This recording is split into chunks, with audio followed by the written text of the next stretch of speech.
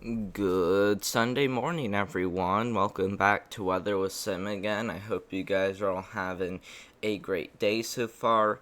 And in today's weather forecast, we're going to be talking about what we can expect for the next couple of days, and that will be with severe weather. And then we're also going to be talking about the tropics, and tropics are actually starting to get pretty dangerous by this point, as we do have a couple waves getting into the Gulf of Mexico, which will likely have chances of developing into a tropical storm or hurricane. So I will talk to you guys about that, and then we'll also go over the excessive rainfall outlooks and as well as the flash flood outlooks, which we do have a higher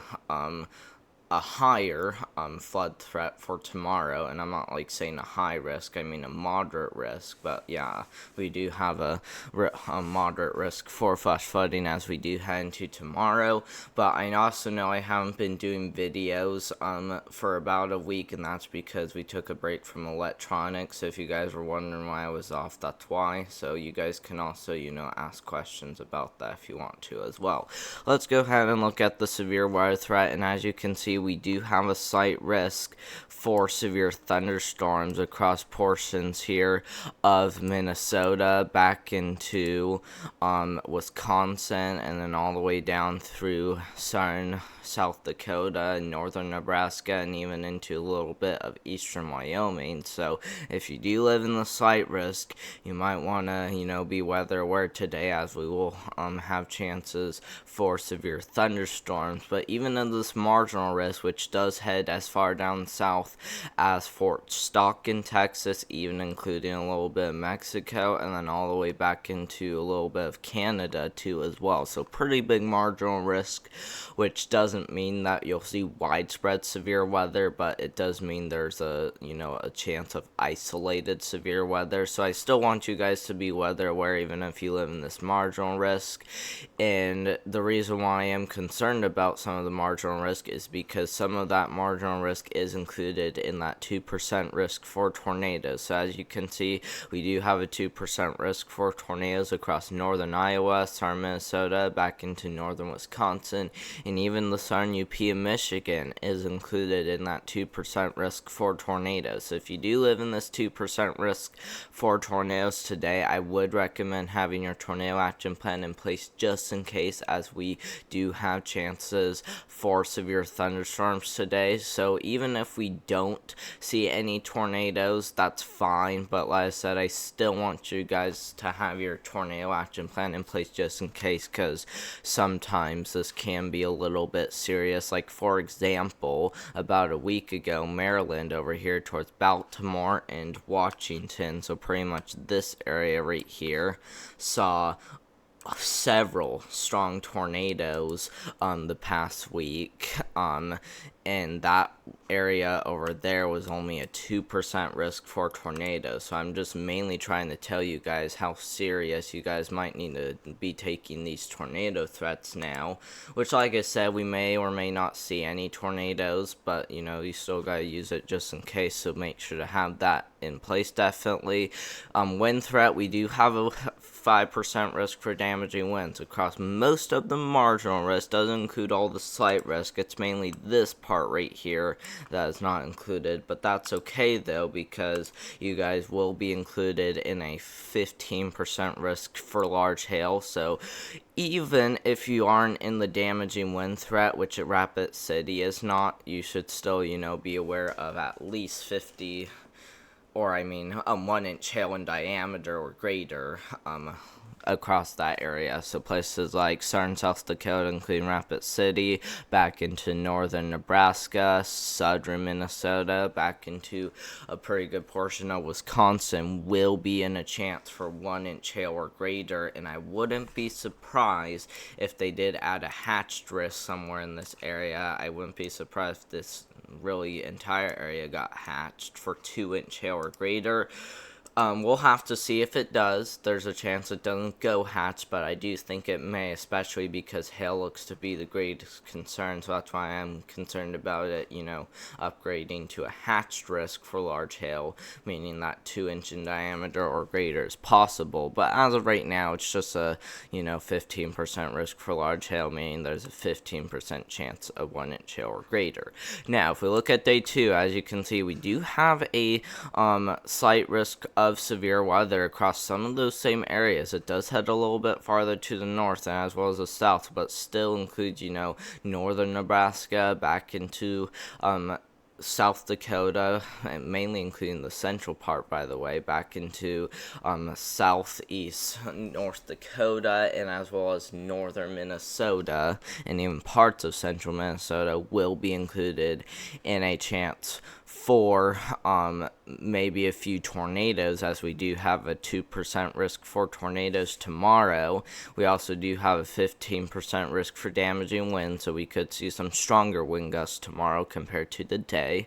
And then hail threat is a little bit more widespread. So if you do live in this 2% risk for tornadoes, again, have your tornado action plan in place just in case. And remember what I explained a little bit earlier, as these areas saw strong tornadoes when they only had a 2% risk for tornadoes. And that is not a joke, guys. I am not joking at all. That actually did happen. You guys can look that up if you want to see it. But, well, yeah, like I said, we did have some strong tornadoes over here. So I'm just mainly trying to tell you guys how serious you guys should be taking this. So make sure to start taking this more serious now that we could be seeing, tornadoes. And wind threat, like I said, we do have 15% risk for damaging winds and 15% risk for large hail tomorrow. If we look at the hazards, as you can see, weather warnings across Colorado, southern Utah, and a pretty big portion there of Arizona. We actually do have some freeze warnings in effect for Oregon, Idaho, and Montana, where there's even some winter storm warnings in effect, by the way. So that is, pretty concerning, especially because we don't usually see that much snowfall this year, but it's not, 100% surprising, I would say, and that's mainly because Montana does have very high elevations, so that usually, means that there could, be some snowfall, but, like I said, chances this time of year are not very likely.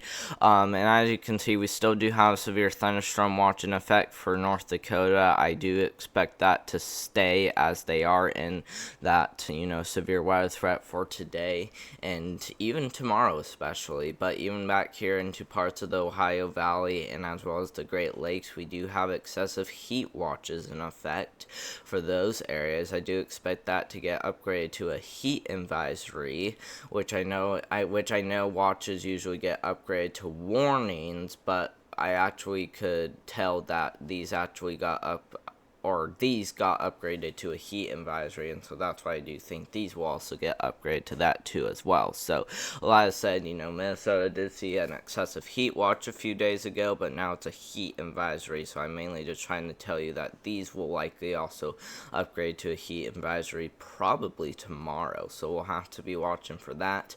We do have excessive heat watches in parts of New England too as well, and then we also do have another heat advisory across New Jersey and even western Pennsylvania, so certainly pretty hot out there.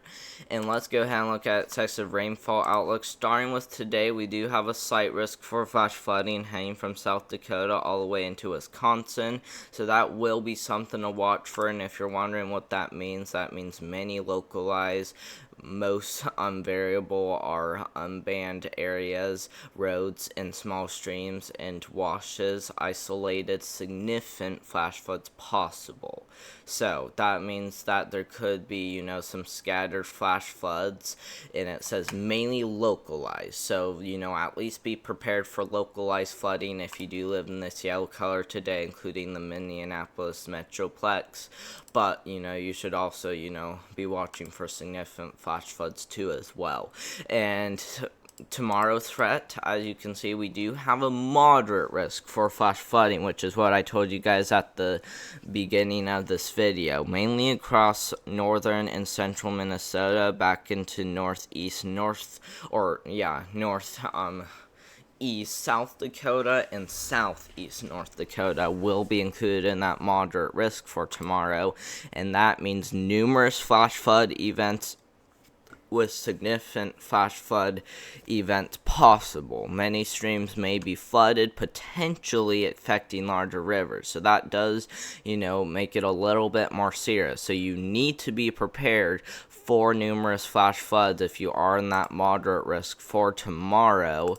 But also, you should also, be prepared for significant flash flood events too as well, because it does say significant flash flood events possible, which looks to actually be more scattered because it's saying significant flash flood events possible. It's not saying it's going to be isolated, scattered, or widespread, but, more widespread, flood events with significant flash floods possible will be possible as we do head into tomorrow. And then the next few days, as you can see, another slight risk for flash flooding, but we actually do have another moderate risk for flash flooding, which isn't surprising because of that tropical storm or hurricane like I was talking about could move on to shore, and then as you can see, still impacting the same areas on day 4, and then on day 5 that does shift off to the east. So we will need to be watching Houston very closely as we do head into Tuesday and into Wednesday. So that will be something to keep an eye on there.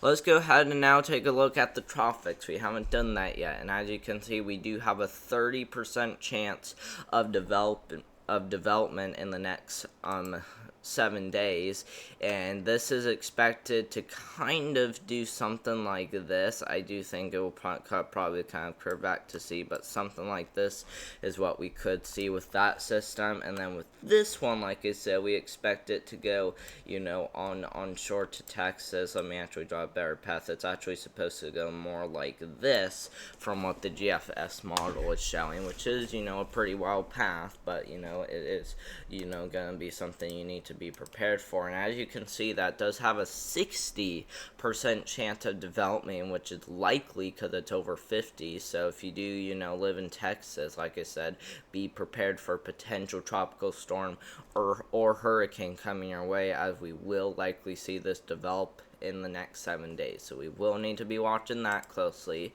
And let's go ahead and take a look at that with the GFS. And as you can see, a major hurricane could come onto shore, but this is mainly looking to be more of a tropical storm. And as you can see, look at that wave of showers and storms on June 18th, which will actually be after tomorrow. And as you can see, already getting ready to come on to shore in Texas, and just look how big that is. The downtown Houston metroplex is actually right here, and the GFS model shows that impacting the entirety of the Houston metroplex. So that is very unfortunate for downtown Houston, and as you can see, it shows it continuing to stay very strong as it impacts central Texas. So San Antonio might also need to be watching this very closely. This could be a major hurricane, like I said, but more than likely will be a tropical storm. And as you can see, that does finally head down. We will need to be watching a few more waves. Look at that one. That one could, be strengthening pretty strong too as well, from what the GFS model is showing as we do head into June 26th. That one does show it taking a wild path, kind of just going onto shore and just going, straight off to the east. And then, we will need to be watching for more tropical development as we do head closer. Total rainfalls is pretty much from now all the way to June 26th, and as you can see, super high amounts of rainfall across a pretty big portion of Texas. Not surprising, because we could see a tropical storm or, lower end hurricane. But even up here into parts of Minnesota, we do have that moderate risk for flash flooding, so it isn't surprising that we could get over 5 inches of rainfall, because like it says numerous flash floods likely with significant flash floods possible.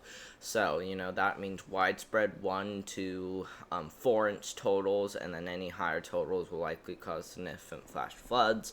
But even into but even into Kansas could get some pretty high rainfall totals too as well. Look at that, almost a foot of rain already being shown in parts of Kansas, which, is uncertain because we are heading pretty far out. But yeah, we will need to be watching, pretty much that entire area.